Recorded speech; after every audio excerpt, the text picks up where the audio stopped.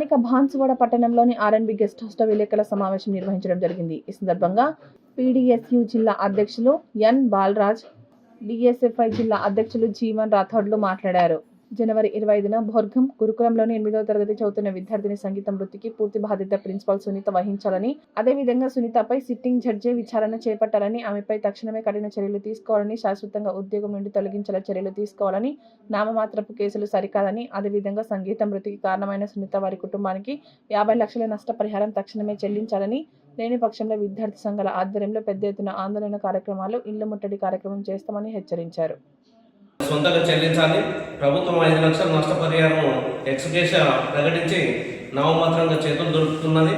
కాబట్టి ఆ నిండు ప్రాణాన్ని బలిగొన్నటువంటి సునీత మేడము ఖచ్చితంగా అమ్మాయి కుటుంబాన్ని ఆదుకోవాలని చెప్పేసి మేము గత వారం రోజులుగా మేము డిమాండ్ చేస్తూ ఉన్నాం. అయినా నిమ్మకు నేరెత్తన్నట్టు వ్యవహరించడం, నామమాత్రపు కేసులు సునీత మేడం పైన ఇంకో 2 వ్యక్తులపైన బుక్ చేసి కోర్టు నుండి మీకు మేడంకు బెయిల్ రావడం జరిగింది. అది ఇందాక సిఎస్ఆర్ గారిని కలవడం జరిగింది. ట్రయల్స్ నడుస్తుంది. ఆ తర్వాత ఫైనల్గా కోర్టు ఎట్లాంటి శిక్ష విధిస్తే ఆ శిక్షలకు ఆమె అర్హురాలు అవుతుంది అనేటటువంటి వర్షను సార్ గారు వివరించడం జరిగింది. అలా కాకుండా ఆమె పైన వెంటనే తక్షణం ఒక నిండు ప్రాణాన్ని బలిగొన్నది కాబట్టి ఖచ్చితంగా ఆమె మీద సిట్టింగ్ జడ్జితోటి విచారణ జరిపించాలా.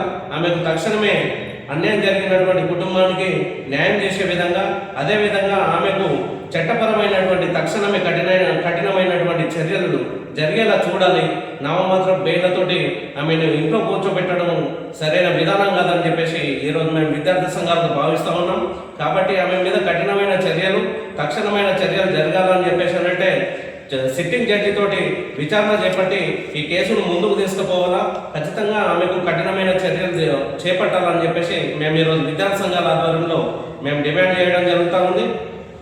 అదేవిధంగా ఆ మృతికి కారణమైనటువంటి ప్రిన్సిపాల్ సంగీత విద్యార్థిని కుటుంబానికి ఖచ్చితంగా వెంటనే తక్షణమే ఆమె నష్టపరిహారాన్ని 50 లక్షల రూపాయల వరకు చెల్లించాలి. లేని పక్షంలో సునీత ఇల్లు ముట్టడిస్తామని చెప్పేసి ఈ సందర్భంగా మేము హెచ్చరిస్తాము.